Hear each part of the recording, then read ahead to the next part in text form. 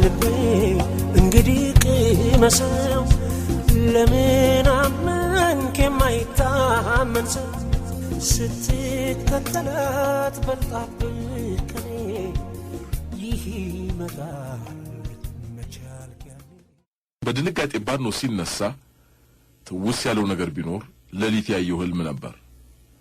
አስፈሪ ህልም እንደ ተንቀሳቃሽ ትዕይንት ርዕስ አለው ህልሙ። ትንቢት ይላል የህልሙ ርዕስ። ዋናው ተዋናይ ራሱ ስንታየው ነው። እልም ካለው በረሃ መሃል ብቻውን የቆመ ይመስለዋል።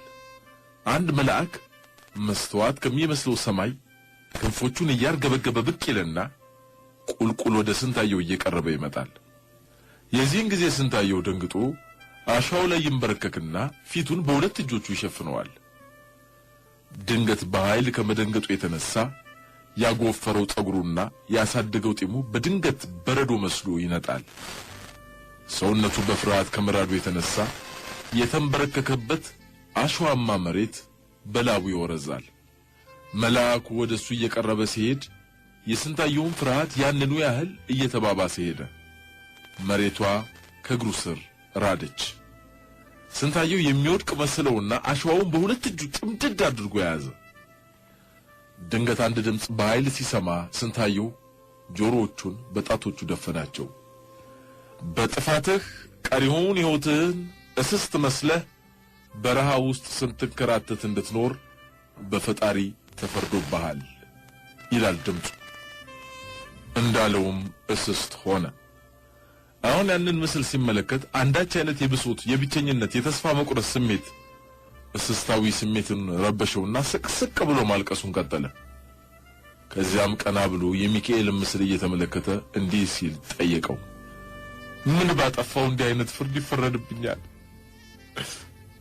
የመልአኩ የሚካኤል ምስል በስንታየው ሁኔታ እጅግ አድርጎ ስላዘነ ያነጋግረው ጀመር። እስስትስ ቢሆን የእግዚአብሔር ፍጡር አይደል? ለምን እንደዚህ ታዝናለህ ወዳጄ? ሚካኤል ጠየቀው። ሁኔታዬን አታየውም እንዴ? ሰው ያው ስንታየው ተብዬ ጠራ የነበረ ሰው እስስት፣ ትናንት ሰው ዛሬ እስስት። ለምን አላዝን ጌታዬ?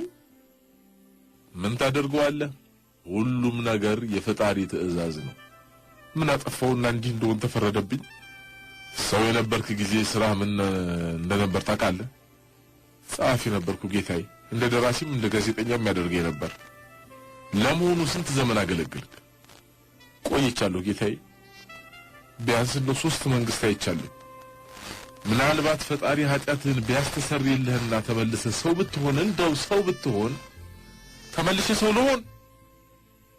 ሰው መሆን በጣም ፈልጋለሁ። ምን ላድርግ? እስኪ ኃጢአትህን አንድ ባንድ ተናዘዝ ቢምርህ።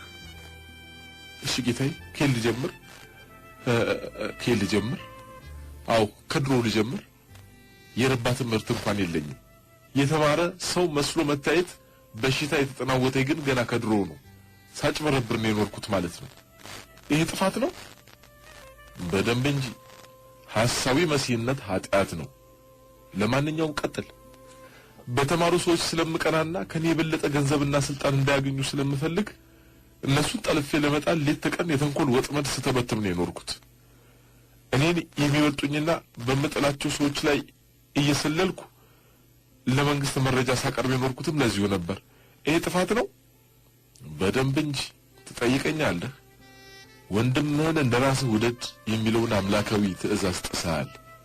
እሺ ሌላ ደግሞ አሁን ልቤ የተመኛትን ሴት ሁሉ ደፍሬያለሁ። ስልጣን የነበረ ጊዜ ደሞዝ አስጨምርላችኋለሁኝ እያልኩኝ ብዙ ምስኪን ሴቶችን አባልጌያለሁ፣ ባል ያላቸውንም የሌላቸውንም። ይሄ ጥፋት ነው? ለመሆኑ አላገባህም? አላገባሁም። ራሴን ከመጠን በላይ ስለምወድ ለራሴ ብቻ ነው የኖርኩት። እውነቱን ለመናገር ይሄ የራስ መውደድ አባዜ ሳይሆን አይቀርም ለዚህ ሁሉ መከራ የዳረገኝ። ከሰውነት ተራውጥቶ ከስስቶች ጎራ የደባለቀኝ እሱ ይሆን? አታመንዝር የሚለውን ትእዛዝ ጥሰሃል። ያለ ፈቃዷ መመኘትህ በእርግጥም ኃጢአት ነው። ሌላስ? ቀጥል እስኪ። ኃጢአትህን ሳትደብቅ አንድ ባንድ ተናገር። ምናልባት ፈጣሪ ይቅር ቢልህና ተመልሰህ ሰው ብትሆን። ከስስትነት ወደ ሰውነት የመመለስ ከሆነ እናገራለሁ። ጥላቻ ሌላው ተግባሬ ነበር ይመስለኛል። ንቀት፣ ጥላቻ፣ ምቀኝነት የትውልድ ሀገሬ ሰው ካልሆነ ዘመዴ ወይም የኔን የበላይነት ተቀብሎ የሚያጎበድድልኝ ወይም ወሬ የሚያቀብለኝ አለበለዚያም የኔን የውሸት ዝና በከተማው ውስጥ የሚያሰራጭልኝ ካልሆነ በስተቀር ማንንም ሰው አልወድም ነበር። አሁን ሳስበው ይኸው ከጥንቱ የሰፈረብኝ የሰው መጥላት አባዜ ሳይሆን አይቀርም ለስስትነት ያበቃኝ። ጠላትህን እንኳን እንደራስ ውደድ ይላል መጽሐፍ። አንተ ግን ምንም ያላደረጉህን ሰዎች ሁሉ ስትጠላ፣ ስትቀና፣ ሕይወታቸውን ስታበላሽ ኖርክ። ከኃጢአትም ኃጢአት ቀጥል። ተመልሼ ሰው የምሆን ከሆነ እናገራለሁ። እንደ እውነቱ ከሆነ ምንም ነገር አያረካኝም። ስልጣን ቢሰጡኝ ይበልጥ ስልጣን እፈልጋለሁ። ገንዘብ ባገኝ የበለጠ ገንዘብ እመኛለሁ። በፍጹም አረካም። ይህስ ከሰውነት ወደ ስስትነት ለመቀየር ምክንያት ይሆን? ሀብታሞች አልጠገባዮችና ጨካኝ መንግሥተ ሰማያትን ያወርሷትም ሲባል አልሰማህም? ኧረ የሰማዩ ቀርቶ የምድሩንም አላገኘሁትም እኮ ስስት ሆንኩ። ስስት አልጠግም ማለት ሳይሆን አይቀርም ለዚህ ሁሉ መከራ የዳረገኝ። ጸሐፊ ነበርኩ ብለሃል። ደግሞ ለ3 መንግስት አገልግያለሁ ያልክ መሰለኝ። በየዘመኑ ምን ብለህ ጻፍክ? እስኪ ቀስ ብለህ አስታውሰው። ምናልባትም ኃጢአት የተደበቀው እዚያ ውስጥ ይሆናል። እስኪ አሁን እንኳን እውነቱን ተናገር። ምናልባት ፈጣሪ ይቅር ቢልህ። ኧረ እኔ ተመልሼ ሰው ከሆንኩ እናገራለሁ። አሁን በአንደኛው መንግስት ትዝ ይለኛል ልጅ እግር ነበርኩ። ገና ሩጭ አልጠገብኩም ነበር። ገንዘብና ዝና ለማግኘት ሌት ተቀን እዋትት ነበር። እውነትም እንደተመኘሁት ቀናኝና ገንዘብ አገኘሁ። እንዴት አገኘው ለመሆኑ? ንጉሱ ራሳቸው ናቸው የሸለሙኝ እኮ። ምን አድርገው ሸለሙህ ነው እኮ ያልኩህ። ዘመኑ በእኛ አቆጣጠር 1953 ይመስለኛል ሳይሆን ልክ ነው። የመንግስቱ ንዋይ አመጽ በከሸፈ ማግስትና ንጉሱ ተመልሰው ሀገራቸው ሲገቡ ነው። በጋዜጣችን ላይ የጻፍኩት ርዕሰ አንቀጽ ስላስደሰታቸው በሚኒስትሩ በኩል አስጠርተው አንዲት መኪና ሸለሙኝ። እኔም መኪናዋን ሸጥኩና በገንዘቡ ተደሰትኩበት። ምን ብለህ ጻፍክ? ዳርዳር አዙር። የምስራቅ አፍሪካ አብሪ ኮከብ ፀሐዩ ንጉሠ ነገሥታችን በጥቂት ያጎረሳቸውን እጅ ነካሾች በሆኑ ከሃዲ ጀነራሎች የተቃጣባቸውን ሴራ በጣጥሰው በድል አድራጊነት የአፍሪካ መዲና ከሆነችው አዲስ አበባ ሲገቡ ህዝቡ ላይ ያንዣብብ የነበረው የጥፋት ደመና ተገፈፈ ብዬ ጻፍኩ። ጎብዛል። በሁለተኛው መንግስት እድሜ እየገፋ መጥቶ ከወጣትነት ወደ ጎልማሳነት ተሸጋገርኩ። በንጉሱ ዘመን ገንዘቤንና ጉልበቴን የትም ስዘል ስላጠፋሁት ሚስትም ሳላገባ ቤትም ሳልይዝ ቆየሁ። ታዲያ ድንገት የፀጉሬን መሸበት ስመለከት ደነገጥኩና አንድ ነገር ማድረግ እንዳለብኝ ተገነዘብኩ። ሆኖም ቤት የመስራት አቅም አልነበረኝም ነበር። ታዲያ አዲስ መንግስትም ቢሆን ጥሎ አልጣለኝም። አንዲት ቆንጆ ሀተታ ጽፌ አቀረብኩ። ወዲያውም ትልቅ መኖሪያ ቤት እንዲሰጠኝና ደሞዜም እንዲጨመርልኝ የዛሬን ያድርገውና ፕሬዝዳንቱ ራሳቸው ነበር የፈቀዱልኝ። ምን ስላደረግክ ነው የፈቀዱልኝ? በጻፍኩት ሀተታ ላይ እንዲህ ብዬ ነበር። በሊቀመንበሩ የሚመራው የምርጥ ወጣት መኮንኖች አመራር ያንን የበሰበሰ የዘውድ አገዛዝ ገስሶ የእኩልነት ዘመን አመጣልን። ሊቀመንበሩ ባይኖሩ ኑሮ የቀን ጅብ እንክት አድርጎ ይበላን ነበር ብዬ ጻፍኩ። በሌላ ጊዜ ደግሞ ቀሽብር የሚሉ ሲመጣ መስሪያ ቤታችን ውስጥ ምንም ነገር ውስጥ ያልነበሩትን ንጹህ ሰዎች ጸረ መንግስት ናቸው በማለት በሚስጥር እየጠቆምኩ አንድ ባንድ አስለቀምኳቸው። ከዚያ በኋላ ነበር ያን ሽልማት ያገኘሁት። የዛሬን ያድርገውና ሊቀመንበሩ ቤተ መንግስት ድረስ አስጠርተው ይህች ሀገር አንተን የመሰሉ ታማኞች ስላሏት በእጅጉ ትኮራለች ብሎ አመሰገኑኝ። በመረጃ ክፍልም ውስጥ በትጋት እንድሰራ መከሩኝ። 2 ደሞዝ በላ ነበር። አንድ በጋዜጠኝነቴ፣ ሌላው ደግሞ በመረጃነቴ። በሶስተኛው መንግስትስ ምን አልክ? ሶስተኛው መንግስት ሲመጣ ይኸው እንደምታይ ጸጉሬ ጢቤ ሸበተ። ድንገት እርጅናና ህመም እየተጫጫነ መጣ። ጡረታ መውጫዬም ደረሰ። አሁን ደግሞ ምን ላድርግ እያልኩ ሲጨነቅ አንድ ነገር ብልጭ አለልኝ። ለምን ይህንንስ መንግስት ቢሆን አላሞካሽም? የማታ እንጀራዬ ሊያምር ይችላል ብዬ አሰብኩ። አዲስ መንግስት እንደተቋቋመ ተሽቀዳድሜ እንዲህ የሚል ጽሑፍ አቀረብኩ። በንጹሃን ደም የተጨማለቀው አምባገነን መንግስት ተገርስሶ የዲሞክራሲ ጮራ ፈነጠቀ። በአምባገነኑ መንግስት ጨለማ ውስጥ ስንማቀቅ ለኖርነው ጥቁሮች ብርሃን ወጣልን። የጥጋብና የነጻነት ዘመን ተጀመረ። ኢትዮጵያ ተመልሳ የስልጣኔና የእኩልነት የሰላምና የፍቅር ሀገር ሆነች ብዬ ጻፍኩ። ስማ ወዳጅ፣ ድሮም ቢሆን ፈጣሪ በስህተት ነበር አንተን ሰው ያረገህ። መጀመሪያውንም እስስት አድርጎ ነበር አንተን መፍጠር የነበረበት። አሁን ገና ትክክለኛ ባህሪን ስላገኘህ አንተ መመለስ አይጠበቅብህም። በስስትም ቢሆን እኮ የእግዚአብሔር ፍጡር ነው። ገባህ? ኧረ ሰው እንዴት እስስት ይሆናል?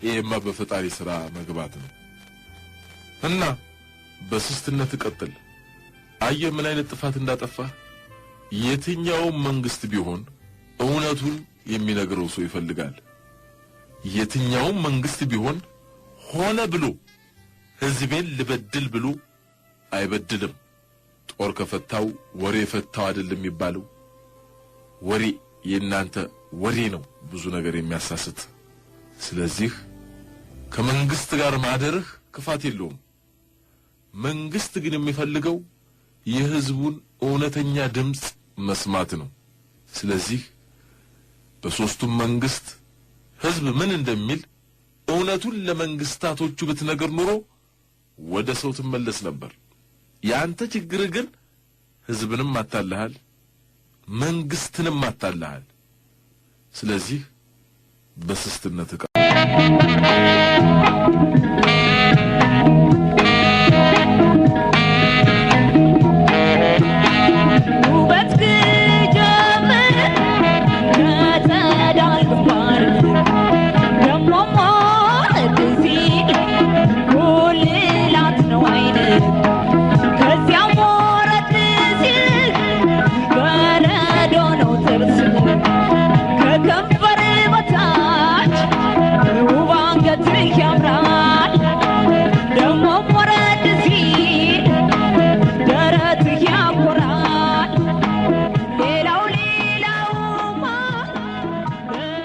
አድማጮቻችን ለሀበሻ ሬዲዮ አስተያየት ለመስጠት ድርጅቶን ለማስተዋወቅ የዕለቱ ስፖንሰር ለመሆን ለምትፈልጉ ሁሉ በስልክ ቁጥር 3147734867 20972952272 ወይም ላይቭ ቅዳሜ ከ12 ሰዓት እስከ 2 ሰዓት በሴንትራል ሰዓት አቆጣጠር በስልክ ቁጥር 9046252087 ይደውሉ በተጨማሪ በኢሜይል radiohabasha@gmail.com በፌስቡክ www.facebook.com/habasha ያገኙናል የhabasha ሬዲዮ ይካን ጀዋዛ ወይ አንተ ሰላገኝ ወይ ልቤን ሳልገዛ ዘንካታ ነበረ ቁመና ሸበላው ደልዳላ ነበረ አካል ሸበላው ናቤት ያንተነ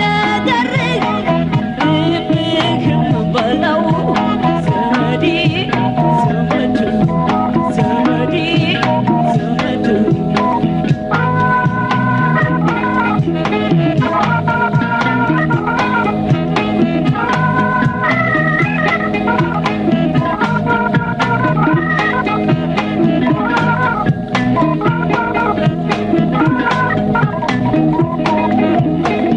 እኔስ ልቤን ልቤንም ቸገረው እኔስ ሆኜ ሆዴንም ቸገረው ፍቅር የገባ የቦረቦረው እኔንስ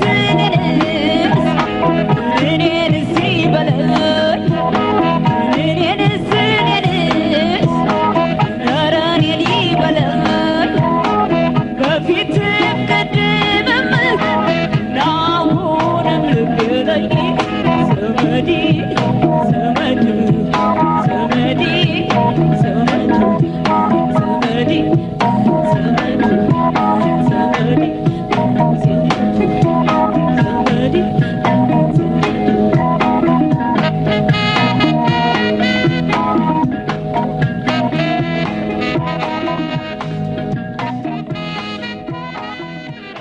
አድማጮቻችን የሀበሻ ሬዲዮን የ24 ሰዓት ፕሮግራማችንን ቀጥታ ለማዳመጥ በስልክ ቁጥር 2314601175 መደወል አንድ ቁጥርን ይጫኑ ያለፉትን የቅዳሜ መዝናኛ ፕሮግራሞቻችንን ለማዳመጥ ሁለት ቁጥርን ይጫኑ በኢንተርኔት www.myradiostream.com/habasha ወይም በቱንኢን ሀበሻ ሬዲዮ ዩኤስን በመፈለግ በስልክ በአንድሮይድ በአይፎን በአይፓድ በታብሌት እና በስማርትፎን ማዳመጥ ይችላሉ